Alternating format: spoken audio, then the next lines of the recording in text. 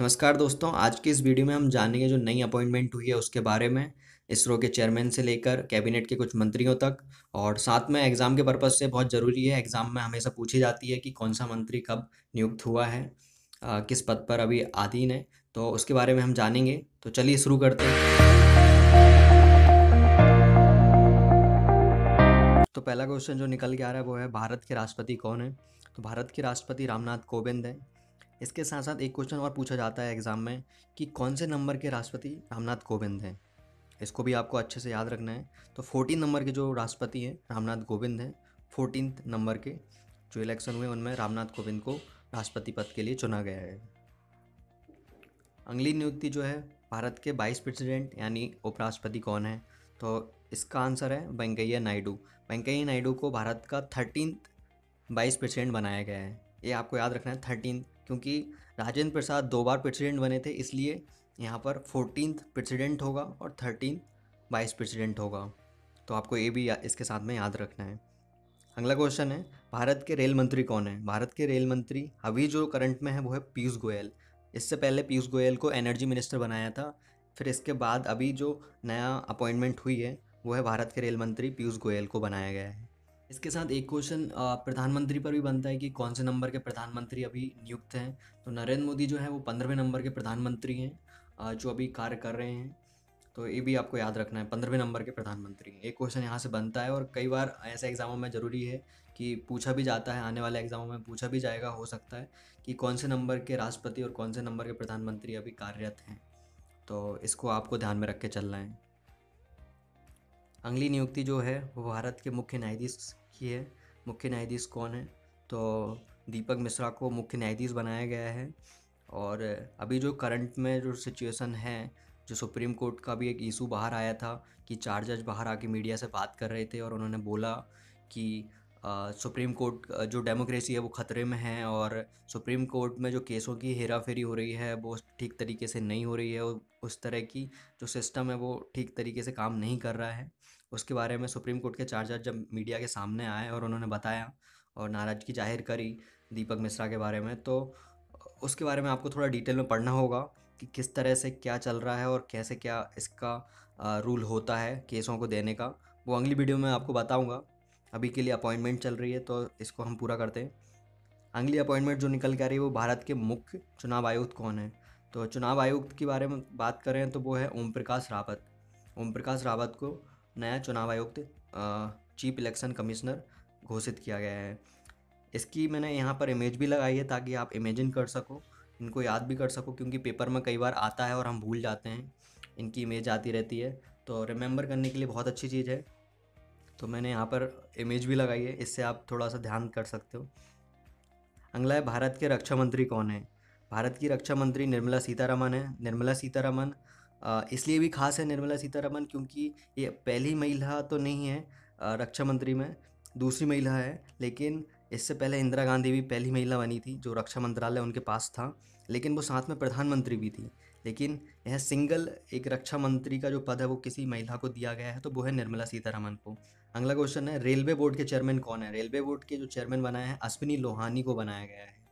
तो इसका आंसर है अश्विनी लोहानी है रेलवे बोर्ड के चेयरमैन। और ए मित्तल के रिटायरमेंट होने के बाद इनको रेलवे बोर्ड का चेयरमैन बनाया गया है। अगली नियुक्ति है, भारत के खेल मंत्री कौन है? भारत के खेल मंत्री राजवर्धन सिंह राठौर हैं। राजवर्धन सिंह राठौर खास इसलिए है क्योंकि इन्होंने अभी खेलो इंडिया नाम से एक नया प्रोग्राम शुरू किया है, जिससे स्कूल से कॉलेज लेवल तक के सभी बच्चों को एक अलग से खेल खिलाए जाएंगे, जो अभी 31 जनवरी से 8 से 9 फरवरी तक चले। तो इसके बारे में भी आपको थोड़ा डिटेल में जानना होगा। अगला है, लोकसभा के अध्यक्ष कौन है? लोकसभा के अध्यक्ष जो हैं अभी सुमित्रा महाजन हैं, जो कि अभी इंदौर से आती हैं। उनका संसदीय क्षेत्र था। साथ में अगला क्वेश्चन है, लोकसभा के उपाध्यक्ष कौन है? लोकसभा के उपाध्यक्ष एम थम्बदुराई को बनाया है। एम थम्बदुराई लोकसभा के उपाध्यक्ष हैं। अगला है, नीति आयोग के उपाध्यक्ष कौन है? तो नीति आयोग के उपाध्यक्ष पद के लिए राजीव कुमार को नियुक्त किया है। राजीव कुमार उपाध्यक्ष हैं, और नीति आयोग का आपको पता है कि अध्यक्ष तो खुद स्वयं प्रधानमंत्री होते हैं, तो नरेंद्र मोदी खुद नीति आयोग के अध्यक्ष हैं। तो ये आपको साथ में याद रखना है। अगला है नीति आयोग के सीईओ कौन है? तो इस पद के लिए अमिताभ कांत को नियुक्त किया गया है। और जितने भी प्रोग्राम होते हैं नीति आयोग के द्वारा उनमें सीईओ का होना बहुत ज़रूरी होता है, चाहे कोई भी एक ऐसा प्रोग्राम हो। तो अमिताभ कांत को नीति आयोग का सीईओ बनाया गया है। अगला क्वेश्चन है आर्मी के अध्यक्ष कौन है? आर्मी के अध्यक्ष बिपिन रावत हैं। जैसे कि अभी जम्मू कश्मीर में कोई ना कोई मुठभेड़ चलती रहती है तो इनका नाम सामने आता भी रहता है कि इनने ये बयान दिया, तो उससे भी आप याद रख सकते हैं, पेपर में रोज़ आता है बिपिन रावत के बारे में। तो आर्मी के अध्यक्ष बिपिन रावत हैं। अगला है नेवी के अध्यक्ष कौन है? तो नेवी के अध्यक्ष सुनील लांबा हैं। एयरफोर्स के अध्यक्ष जो हैं वो है बीरेन सिंह धनोआ। बीरेन सिंह धनोआ एयरफोर्स के अध्यक्ष हैं, तो इसको आपको याद रखना है। अगला है इसरो के अध्यक्ष कौन है? इसरो के अध्यक्ष अभी के सिवन को बनाए हैं। इसरो 104 सैटेलाइट को स्पेस में पहुंचा के एक नया कीर्तिमान हासिल किया था। और एक क्वेश्चन यहाँ से ये भी निकलता है कि कौन से व्हीकल जो लॉन्च हुआ था उसका नाम क्या था? तो वो था PSLV C-37, जिससे 104 सैटेलाइट एक ही बार में स्पेस में पहुंचाए गए थे। तो ये आपको याद रखना, PSLV C-37 का यूज़ इसरो ने किया था। अगला है DRDO के अध्यक्ष कौन है? DRDO के अध्यक्ष अविनाश चंद्र को बनाया है। अविनाश चंद्र अभी जैसे कि पृथ्वी 1 और पृथ्वी 5 का जो सफल लॉन्च हुआ है उसको भी आपको देखना होगा, क्योंकि DRDO की मदद से हम इतने सारे डिफेंस इक्विपमेंट को हम डेवलप कर पाते हैं।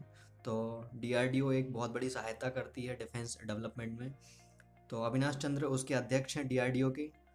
तो अगला है फिर भारत के नियंत्रक और महालेखा परीक्षक कौन है? मतलब कैग के जो हेड होते हैं वो कौन है? तो अभी जो है राजीव महर्षि है कैग के। राजीव महर्षि को कैग का हेड नियुक्त किया गया है। अगला है भारत के महान्यायवादी कौन है? महान्यायवादी अटॉर्नी जनरल है। जैसे कि अभी जो केस हुआ था सुप्रीम कोर्ट का, उसमें जो बीच बचाव जो किया था दोनों के बीच पक्ष का, तो वो थे अटॉर्नी जनरल के वेणुगोपाल, जिन्होंने सुप्रीम कोर्ट के जज जो दीपक मिश्रा हैं और साथ में जो 4 जज जो मीडिया के सामने आए थे, उनके बीच में जो बातचीत का जो सिलसिला चालू किया था वो था के वेणुगोपाल ने किया था। तो अटॉर्नी जनरल के पास कुछ राइट्स होते हैं जो कि सुप्रीम कोर्ट के कुछ अंदरूनी चीज़ों को वो देख सकते हैं। तो भारत के अटॉर्नी जनरल जो है वो है के वेणुगोपाल। तो इसको आपको याद रखना है। दोस्तों फिलहाल के लिए इतना ही। यदि आपको ये वीडियो पसंद आई तो इसको लाइक कीजिए, और यदि आपने अभी तक मेरे चैनल को सब्सक्राइब नहीं किया है तो सब्सक्राइब कर लीजिए। अगली वीडियो में मैं आपको बताऊंगा जो नई अपॉइंटमेंट CBI के हेड और CRPF और दूसरी जो डिफेंस सर्विसेज हैं पैरामिलिट्री, उसकी हेड कौन है, और साथ में चीफ मिनिस्टर्स कौन है हमारे स्टेट के। तो सारी डिटेल मैं लेके आ रहा हूँ, लिंक आपको डिस्क्रिप्शन में दे दूँगा, तो आप पूरी डिटेल देख लीजिए, क्योंकि ये अपॉइंटमेंट ऐसी है कि हमेशा पूछी जाती है। अभी तक के लिए धन्यवाद।